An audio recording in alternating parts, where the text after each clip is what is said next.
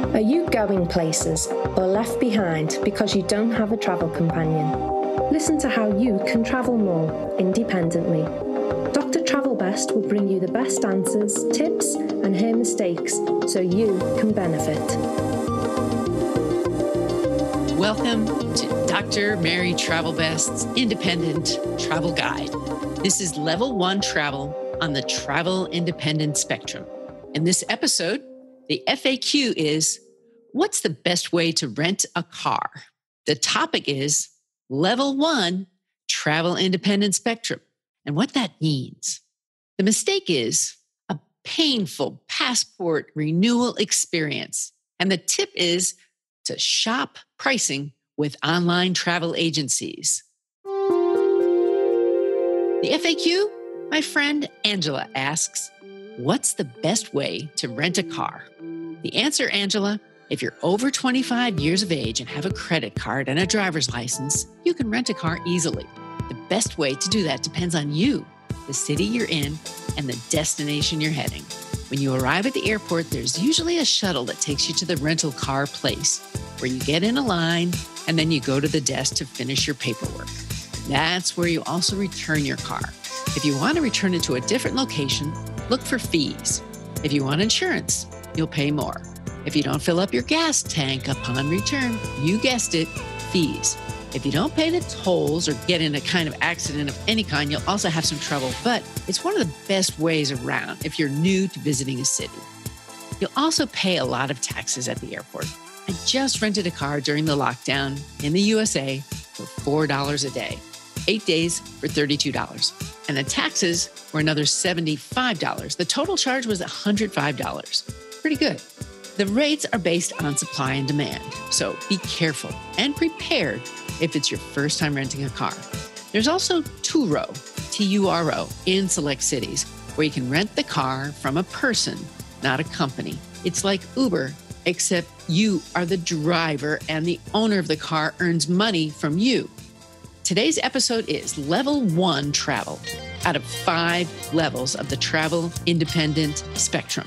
Level 1, no experience, but ready to start.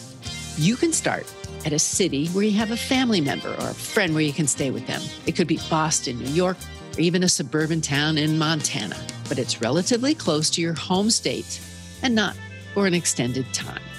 If you're new to today's traveling, this is a place for you to start. It's the beginning. Maybe you have traveled before, but it's been a while, or the entire COVID-19 thing has given you no confidence about travel, and you need to jumpstart your engines. When you were in kindergarten, you were just starting out, and you knew it. That was important.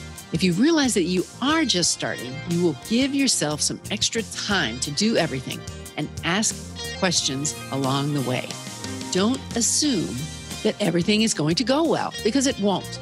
Accept that it will go right some of the time and celebrate those small events. When you look back on history, sometimes it will take a different perspective or story. Level 1 is the first trip in the US to a place nearby.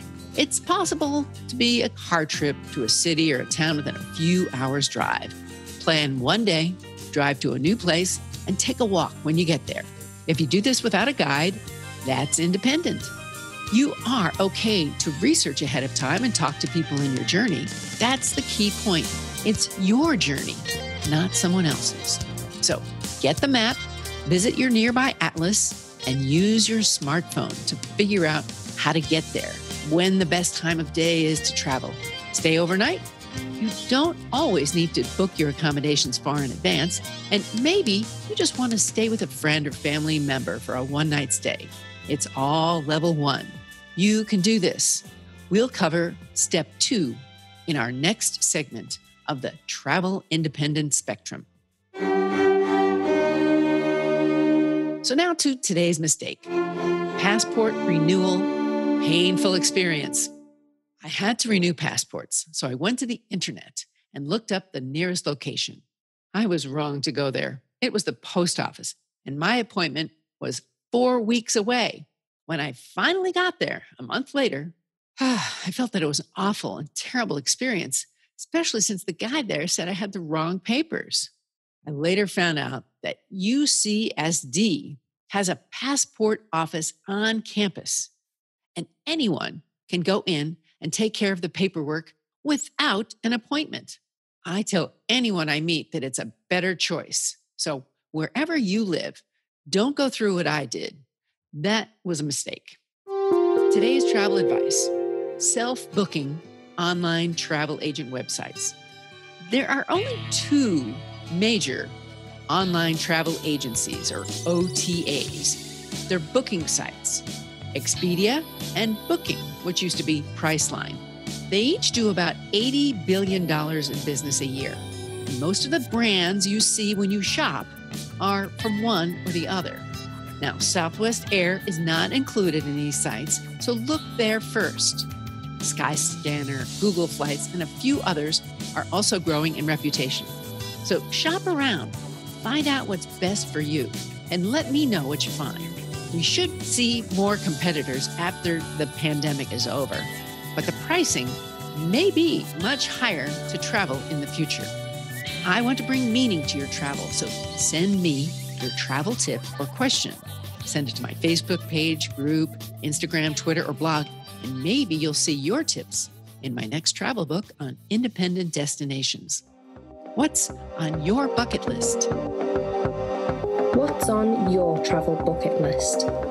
Tell the doctor and her team of women who travel the world seeking the very best. Dr. Travelbest, that is.